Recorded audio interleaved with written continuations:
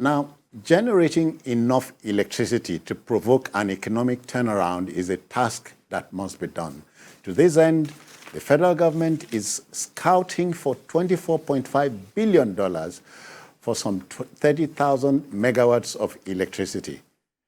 It says unless the private sector invests about $3.5 billion yearly for the next 7 years, the dream would become a pipe one. Now, the Minister of Power, Aliyu Abubakar, who spoke at the Solar Power Niger Program Investor Matchmaking event organized by the Iran Electrification Agency, REA, in Abuja, linked the industrial revolution of the country to the power sector. Time to vest the despondent state of the power sector. Emeka, we have no choice. Well, yes, but we must get serious. If we talk about increasing it to 30,000 megawatts in the next 7 years by 2030, what are the things we are hoping to achieve? Are we hoping to achieve accelerated and expanded industrialization? Are we hoping to use the power to do what? Because you look at the same thing, this event was about solar power, which the Vice President has consistently said should be considered in the mix. Mm-hmm. So now, we still have issues with transmission. We still have issues with discos being able to evacuate adequate power. Then we also have issues with low investment by discos. Mm. Discos are not investing adequately. It provokes the question of why did you commit them in the first place? Yeah, well, a lot of political patronage went into it when these licenses were being given. And then the unfortunate thing is that you find that in many areas, residents had actually bought transformers, poles, cables, which the discos now cleverly appropriated from them. Now, you expected that the discos will move ahead to invest massively, but it has been a case of they've been disappointed. Mm. And the discos continue to, we've talked about the National Mass Metering Program that didn't work. Now, the discos, are charging very highly for prepaid meters. So Nigerians not only provide all those major things, those transformers and others, they are now having to pay heavily for prepaid meters. Where they don't pay for prepaid meters, they are giving exorbitant bills every month, even for power that they don't use. They pay for darkness. Mm. So when you talk about this investment, first of all, side by side, you must look at the inequities in the sector, how Nigerians are being shortchanged. And the other thing I want to quickly add is that some of these inputs should actually also be sourced locally. Getting these huge funds and committing them to largely to imported items will not help us. Yeah. Will not help us. Okay, Jide, we cannot fail to talk about this. It appears that going into an aggressive power generation is not something we take seriously. Some few months to the end of President Obasanjo's regime, at least 10 independent power plants were erected. And today, nothing. Back to square one. Yeah, I think he took a good decision at that time to build those power plants because we needed more energy sources. We had relied so much on hydropower, relied so much on Kainji, as well as the two other dams beside it, Shiroro and Jaba. Yeah. So now Obasanjo came so late in his regime. I wished he had started those power plants, as soon as he got in. But like many leaders, he was misled. He didn't benefit from good advice. And by the time these power plants were set up, they were set up far away from the source of gas supply, which in itself is a problem. When you site your gas-fired plants far away from the source of gas itself. Many times, these gas pipelines get breached, plunging our people into darkness. But we cannot improve our generating capacity without consistent investment in the sector. What this Nigerian official said is something that we have been talking about for some time, that you need to invest a minimum of $3.5 billion yearly on a consistent basis. Yeah. It's talking about like 7 years that we need to do it consistently. Now, the question is, can Nigerian banks provide that facility?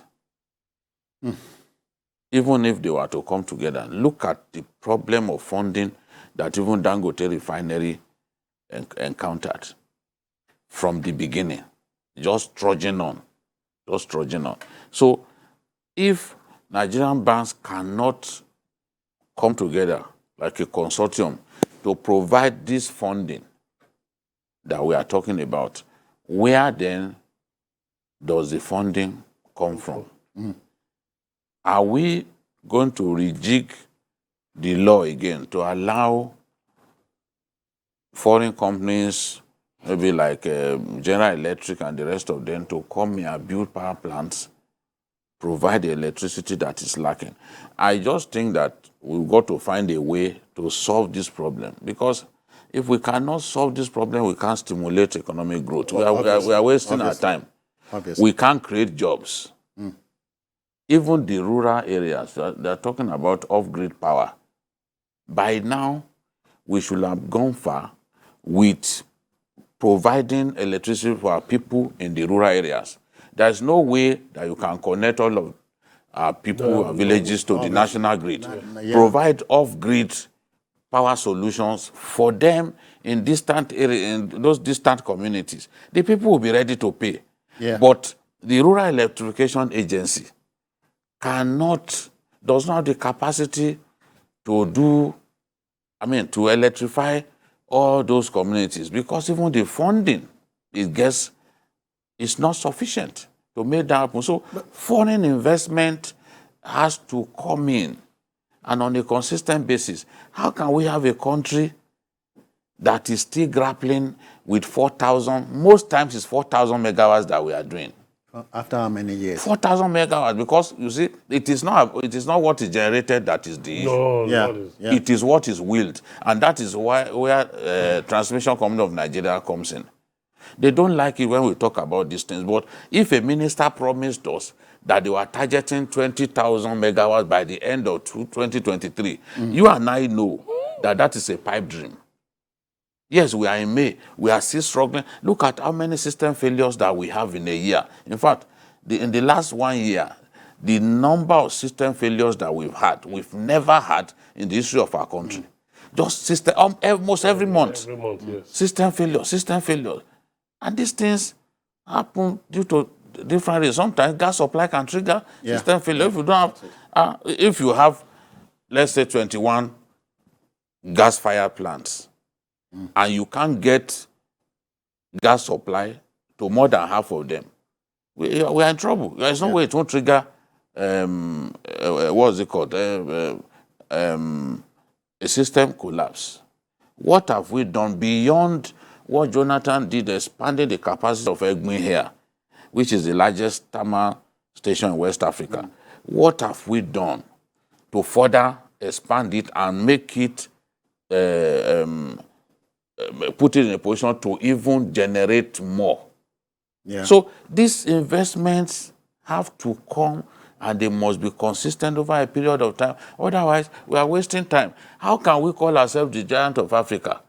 And we are talking about 4,000 megawatts. We are crawling. When South Africa is generating 58,000 megawatts. Look at even Egypt. Egypt has more electricity than it needs. It is now thinking of supplying electricity to countries like Cyprus in Europe. It's thinking of exporting for it. A fee. It has more than it needs. All right. So why can't we get to that point too? I know that I was in Mozambique in 2006. Mozambique exports electricity to South Africa, and they rely mainly on hydro, just like Brazil. Okay. Relies on When hydro. we come back, we'll talk about other sources of electricity. Emeka, so you get ready. But first, let's make some money. We are going on a commercial break. We'll be back. All right, welcome back. Emeka still on electricity. We talk about the national grid that breaks down every so often. And I hear many countries don't go that way. But then let's look at other sources of electricity. We have wind, we have sunlight. And so you are asking, why aren't we taking advantage of nature? No, well,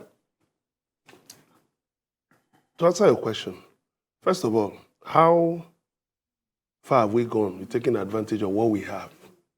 Gas fire plants, hydroelectricity. How far have we gone? The states that are saying, okay, they will invest, they would like to participate in the power sector, will government be willing to allow them to build their own grids? Because if you have a grid that cannot weigh more than 4,000 megawatts, are you going to now say, okay, you can build your separate grids? Then, before we now talk about going to solar, for instance, for the ordinary people. But of course, you must bring sustainable solutions, because you can't just say, take solar. If the income, the household income, cannot take care of solar on a on a regular basis, on a recurring basis, on a sustainable basis, then you run those people into debts. It will just be like jumping from fry pan to fire, jumping from estimated billing to inadequacy in taking care of the bills arising from solar. I know a number of companies have actually tried different solutions, but they've also recorded defaults. So the point is that, like Chide said, we need real investment in the critical areas. Then we need to dismantle this national grid.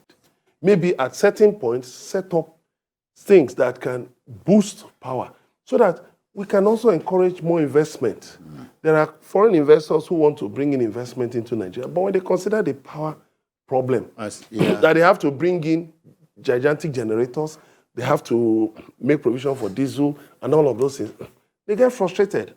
There are Nigerians abroad too who want to bring in money and invest here. But unless the hiccups here and there are taken care of. Yeah. For instance, the Igbo power plant at Ikorobasi in Akwa Ibom generates 101 megawatts. It feeds it into the national grid. Almost nothing comes back to Akwa Ibom. And Akwa Ibom does not require more than 50, 60 megawatts. That's what I'm told. Yeah, so the federal government must That's what the law says. The federal government must come clean. That's what law. the law says. Yeah, the federal government must come clean. This national grid, for me, personally, I may be wrong, but I think something needs to be done about it. So the 30,000 megawatts is an ambitious one. Yes, but for a country the size of Nigeria, and for a country that prides itself as the Africa's biggest economy, it's ridiculous to even be talking about 30,000. You know, because if we were to distribute power generated by the number of people in our country, you know that this is not sufficient. It's not sufficient at all. So we have to move away from simply boasting and saying sweet nothings to our people. Project. We can't be talking about 20,000 megawatts at the end of 2023. You and I know that is a pipe dream, because they say the day shows the night shows the day. The morning shows the morning shows the day. The day. The morning has not shown us that dream will be realized. And so much money is being injected into this sector. It's also a sector where a lot of people illegally take so much money out. If you do your investigation, you see that year on year, people continue to steal from this sector. What ought to go into guaranteeing steady and sustainable electricity for people? Some people continue to steal from it. Have you heard conspiracy theorists, and there are legion in this country, who insist that for those gentlemen who have made importation of generator into our country a way of life, getting a sustainable electricity would be a pipe dream. Does it make sense to you? I think that I've been hearing this for a long time, especially when we were relying on Kanji Dam. Yeah. You know, I've been hearing it for so long. But if we take the right steps, honestly, we can defeat them. We can defeat those people if we take the right steps. For example, we privatized the sector in 2013. We didn't completely privatize. We left the transmission leg intact. It's 100% owned by government. And this thing is a relay. Even if others do well, and TCN is still struggling with equipment that are old. Okay. Some of them bought about 60 years ago. There is no way they will be able to wheel. It's not possible, for example, for TCN to be able to wheel the capacity, the installed capacity of Nigeria's generating companies. We stand at between 12,000 And I hear the transmission lines, these cross-country lines we see, can't take more than 5,000 megawatts. That's the point that we are making, that, look, some of those equipment are old. You need to freshen them up a lot more. Yes, this government has invested a lot in the transmission leg, but it's still not enough. It is impossible for TCN to wheel the capacity that the GENCOs can deliver. This is a fact, because the GENCOs at installed capacity, they have not less than 10,000 megawatts. Okay. But, yes, but transmitting you can't wheel can't wheel all of that. It's even difficult. I think the highest that we've done, if I can remember, is about 5,800 megawatts. Yes, about 3 years ago or so. Yeah. During the time of Saleh Mama. Fashola did 5,313 megawatts. And we rolled out the drums. Well, also, it seems. Whenever you achieve something, some form of milestone, even if the celebration is muted, people will still celebrate. They will talk about it. For example, when they got to 5,800 plus that time, I remember that the aides of the power minister called me, and I went to interview him. That the former Prime Minister Saleh Mama. I went to interview him, exclusively, and he talked about what had been achieved. But the problem for us is when we hit that milestone, by the next day, we can't even get close to it. We then go down. So we need consistency. We need to be able to improve on our generation as wheeling as well as distribution capacity. Because it's a relay, everyone must play his part. Everyone must play. Sorry, JD, we have a development now which we must tag into. I hear in faraway Abuja, the Speaker of the Federal House has something going. We must tag along. Let's join Abuja. Deputy Speaker. Deputy Speaker. Ahmed was is declaring. So let's quickly join him. But the program, Journalist Hangout, will continue on another platform. And they can watch the repeat at 11.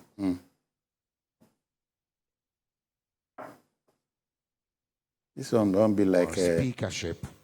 A man himself who has a very wide understanding of the know-how in the House of Representatives. Please join me in welcoming the very ebullient Honorable Femi Bamishile for his opening remarks and welcome remarks as well. Can we make that applause for him a lot louder as he makes his way here?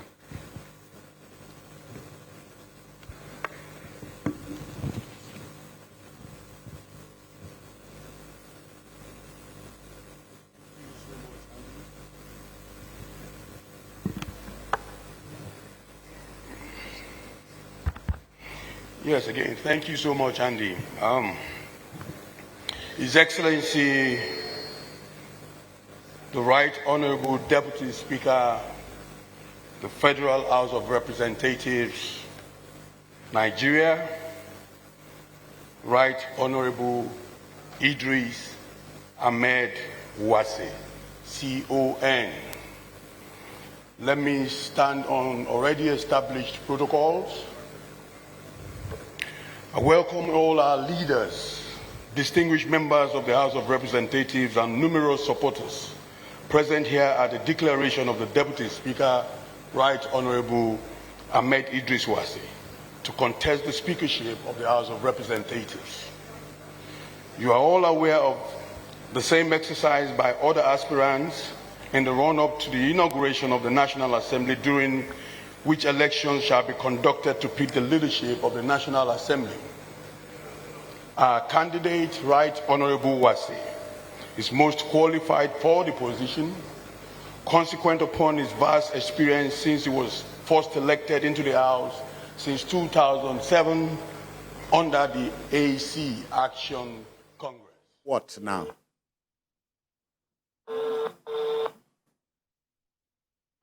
Go back to what we were saying. All right.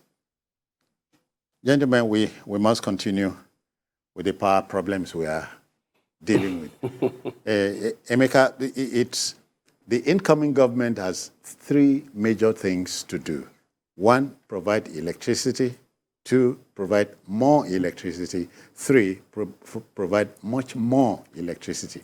That's the only way we can bloom. Yes, but when you're providing, you have to also look at the disposable income of Nigerians.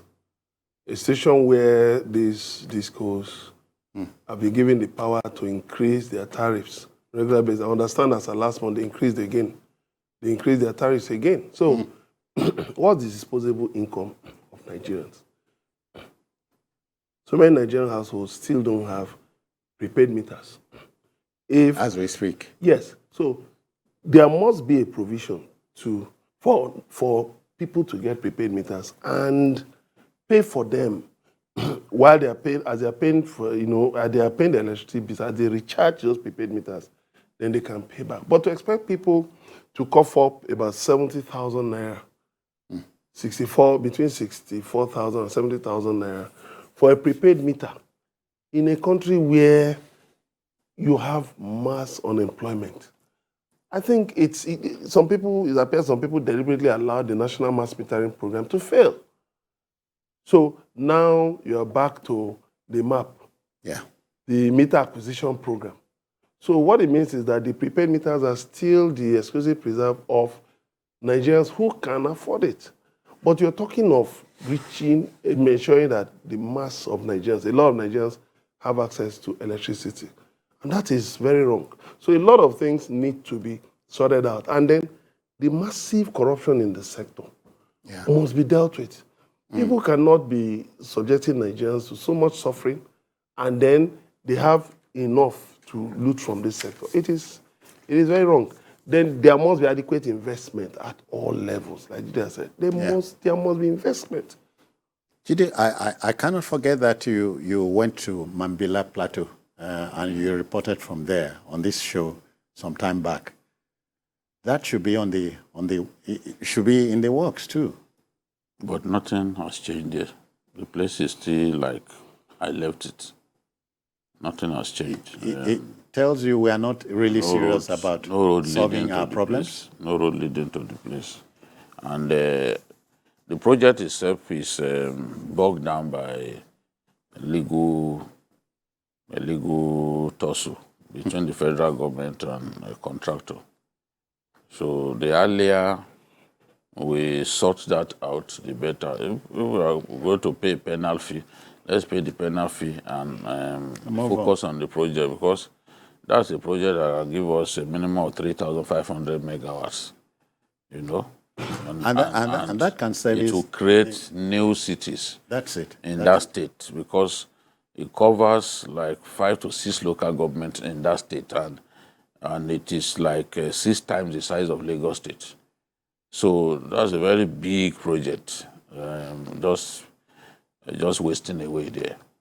We have water sources enough to build so many hydro plants. Yes. Honestly, Yes. enough to build so many hydro plants. And But I hear God has so blessed us in our country that we appear to even take His blessings I for hear granted. that coal, which is what South Africa relies on, coal is not Yes. out of the picture. Yes, we have it. You see, name that natural resource that Nigeria hasn't got. I said in Zamfara, and this I witnessed.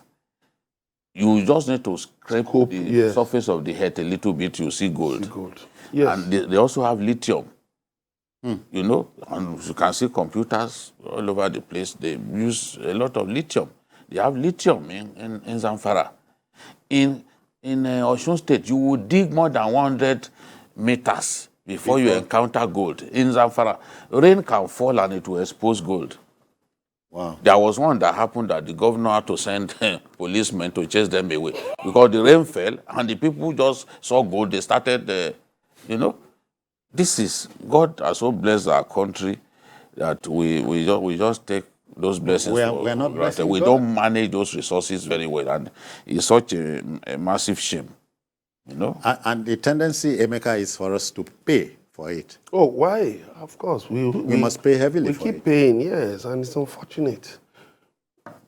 That's poverty. Poverty remains the enduring feature of Nigerian life. You know, let me inject a little bit of the Bible here. I hope it is not revolting to anybody. The Christ, in talking about the parable of the talents, said they go take from those we get and give those we no get.